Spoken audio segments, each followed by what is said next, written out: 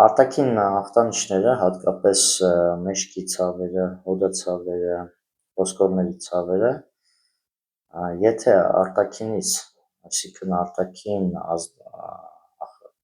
պատճառներ չունեն, այսինքն տրավմաներ, պթարներ եւ այլն, ապա մեծ մասամբ դա ներքին հիվանդությունների հետևանք է եւ շատ սխալ է այդ ամենը բուժել արտաքին հոսքերով։ Եվ այստեղ կարևոր է նաև թե որտեղ է այդ արտաքին ախտանիշը, որ օրգանում է։ Մի քանի օրինակ կարելի ասել, սա կօգնի, որպեսզի շատերը գոնե փորձեն գտնել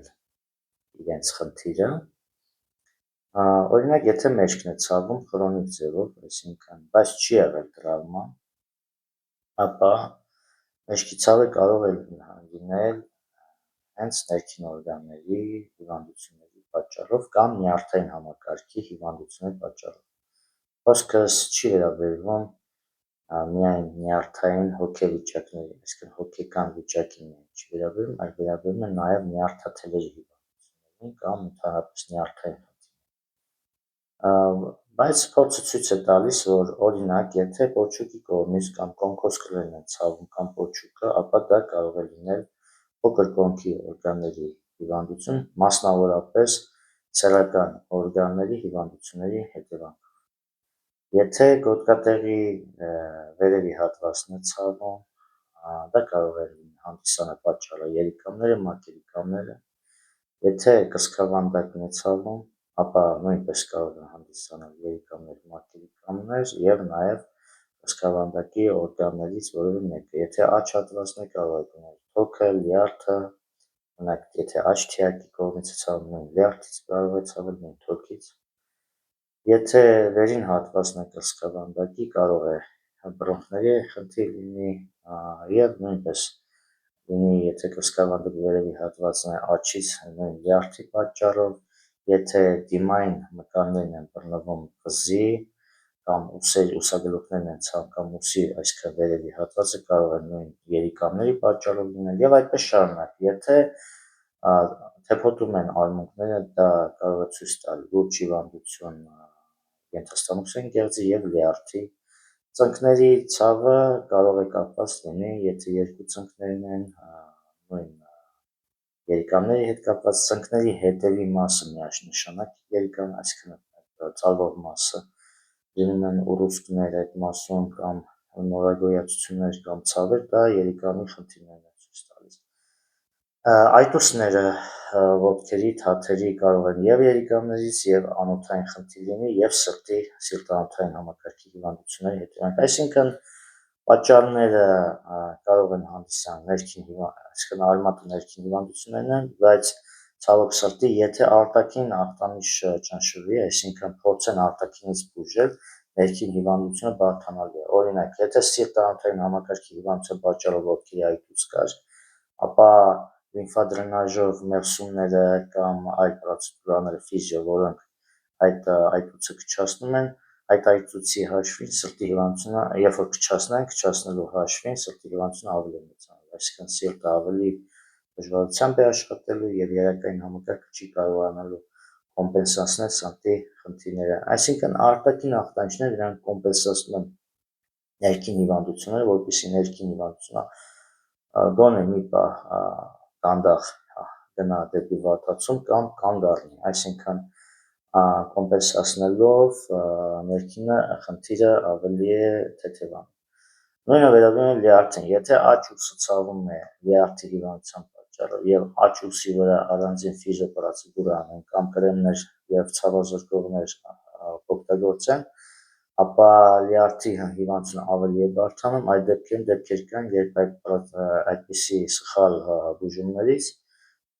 ճնշումն է բարձրացել ինսուլտին մոտ, այսինքն կարող է նույնպես, եթե լյարդի հիվանդություն կա, աջ ուսը ցավում է, աջ ուսը ճնշեն, կարող է մարդը ինսուլտ ստանալ,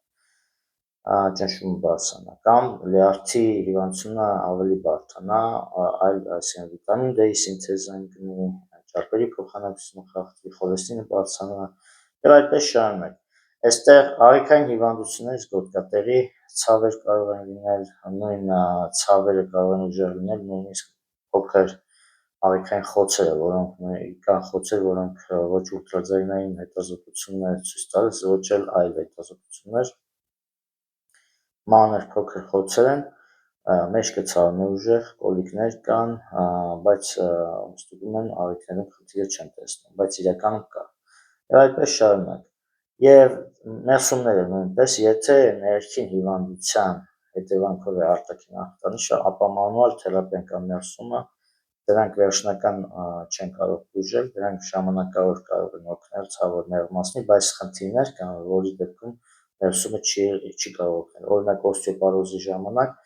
եթե գոտկատեղի ողերը, այսինքն կամպրեսիա սեղմված են եւ ողերի խտություններ է նվազել եւ ուժեղ ցավեր գոտկատեղին կա, դրան է գումարած եղել են այդպիսի դեպքեր եւ նաեւ գումարած երիկամներն են հիվանդ, ապա ներսումը ոչ մի օգուտ չի տալու։ Ոչ է մանուալ թերապիան։ Մանուալ թերապիան այդ ուժեղ սպազմերի ժամանակ չի կարելի կիրառել, այլապես կարող են ճողվածքներ առաջանալ։ Այդ դեպքում պետք է ներքին հիվանդությունը, երբ որ ցույց է տալու, երբ որ կալցիումի յուրացումը վերականգնում է, բժշկվում է օստեոպարոզը, խտությունը վերականգնում է, վիտամին D-ի սինթեզն է վերականգնում, ոսկորների խնդությունը եւ երիկամի հիվանդությունը, սպազմը ինքին անցնում է, գոտկատերը եւ ցավը անցնում է։ Բազմաթիվ կան այդպիսի գործնականում փորձեր եւ դա այդ բաղադրության երբ որ ներքին հիվանդությունը պացիենտը պետք է փորձի գտնի կամ իր ներքին հիվանդությունը կամ այն բժշկին, որը կորոնի պատճառը եւ փորձի օգնել հեռացնել այդ պատճառը։ Միայն դրանից հետո որ արտաքին ախտանիշը կանցնի։ Նույնը վերաբերում է բարձր ճնշմանը, որոշ դեպքերում կարող է դիմային մկանները բռնվեն եւ արտերիաները կորանան, դրանից ճնշումը բարձրանա, ներսումը կարող է մի օր թեթևացնի, բայց մինչև երիկամները չբժշկվի, այդ դիմային մկանները չեն թուլանա եւ արտերիաները չեն ավելի ուղիղ աշխատի։ Այսինքն այստեղ կապը պետք է ախտանիշը գտնվի, ախտանիշ եւ պատճառ արմատ կապը։ Եթե կապը չի գտնվել եւ ճնշվում է կոնկրետ ախտանիշը, նույնը վերաբերում է բլոկադաներին, դիկլոֆենակներին, դրանք ինքնաոչնչացման ճանապարհ են։ Բլոկադան դա քրոնիկ հիվանդությունը վերածում է անբուժելի։ Այսինքն, եթե շատ դեպքեր կան, երբ որ շագանակագեղձի պատճառով գոտկատեղը ցավում է, բլոկադա են անում գոտկատեղը, որպեսզի ցավը անցնի, վերջում պարզվում է 10 տարի հետո, այսինքն ցավ էլ չի զգում պացիենտը,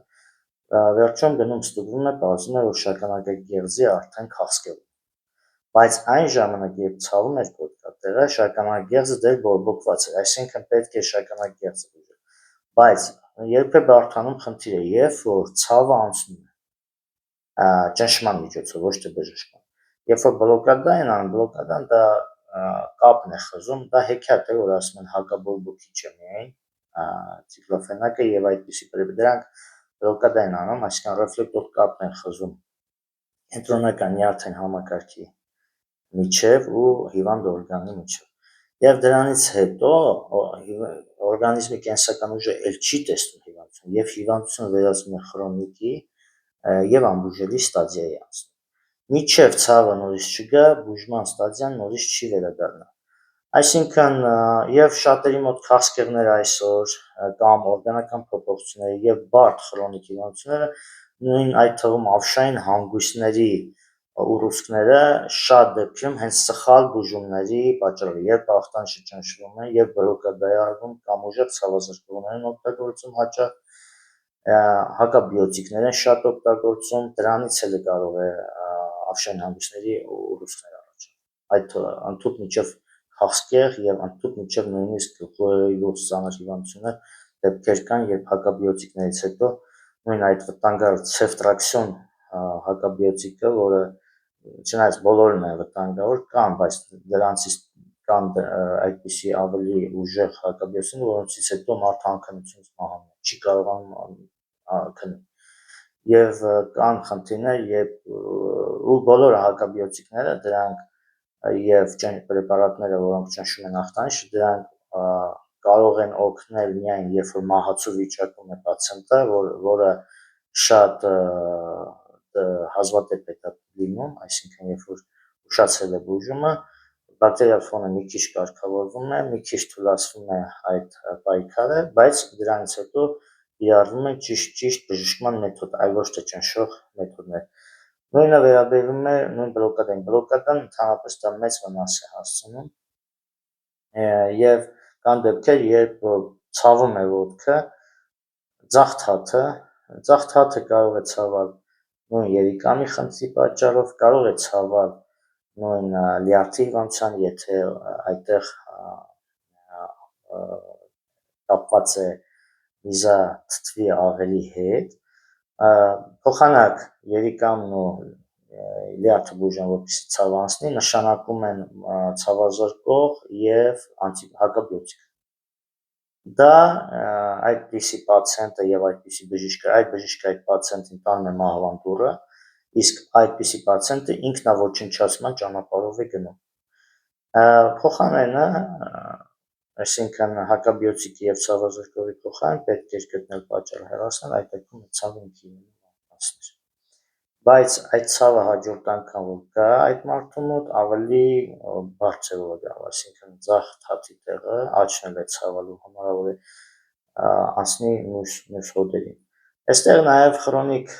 ձևով ցավերը հոդերի նաև պետք է տեսնել, երբ քրոնիկ, այսինքն ինֆեկցիան հակաբիոտիկներ ճնշում է վերածվում է քրոնիկի։ Օրինակ կոկորդային ինֆեկցիաները, երբ կոկեր կան, փոխանակ բժշկի այդ հիվանդությունը հակաբիոտիկներ է նշանակում, այդ հակաբիոտիկների դեպքում շատ ապացուցված է դա, այդ կոկերը փոխում են իրենց կեղևի գենետիկական կոդը եւ անցնում են մկանային համակարգի եւ ջլերի, այսինքն այն բջիջներին, որտեղ նրանք ավելի իրենց մոտ են եւ ավելի իրենք այդտեղ կարող են պարազիտի նման ապրել եւ սկսում են այդտեղ ապրել, կարող են վահանաձև գեղձի բջիջների մեջ ապրել, այսինքն անցնում են ուրիշ օրգան, թաքնվում են այդտեղ եւ իմունային համակարգը տեսնելով այդ օրգաններում,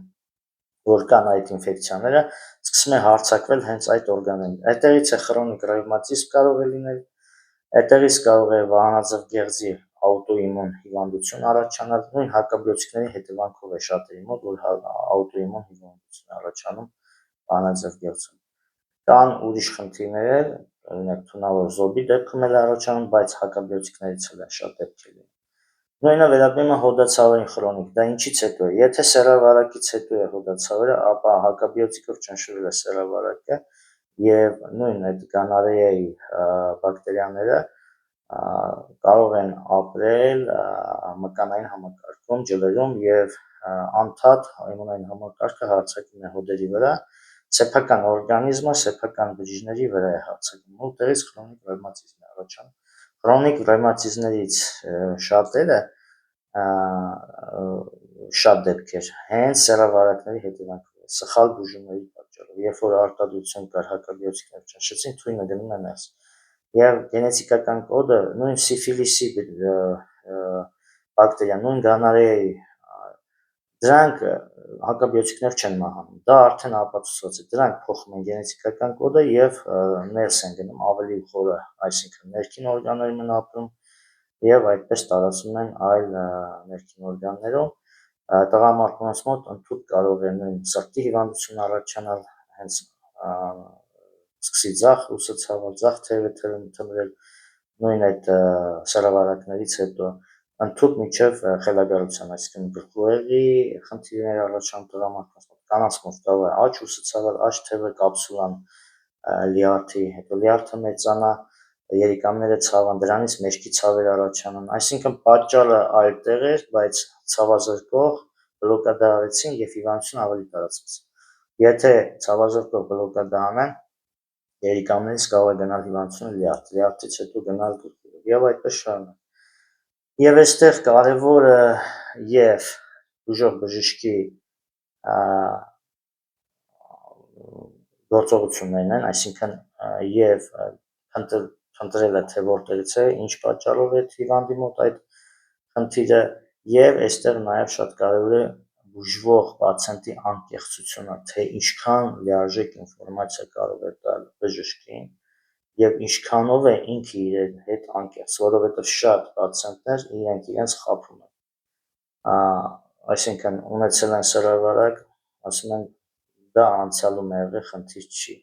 կամ իրենք գիտեն, որ իրենք ոնց խնդիր կա, բայց ասում են ես առողջ եմ, այսինքն այդպիսի պացիենտներ կան, որոնք իրենք բուժմանը խանգարում են, բայց հիմնականում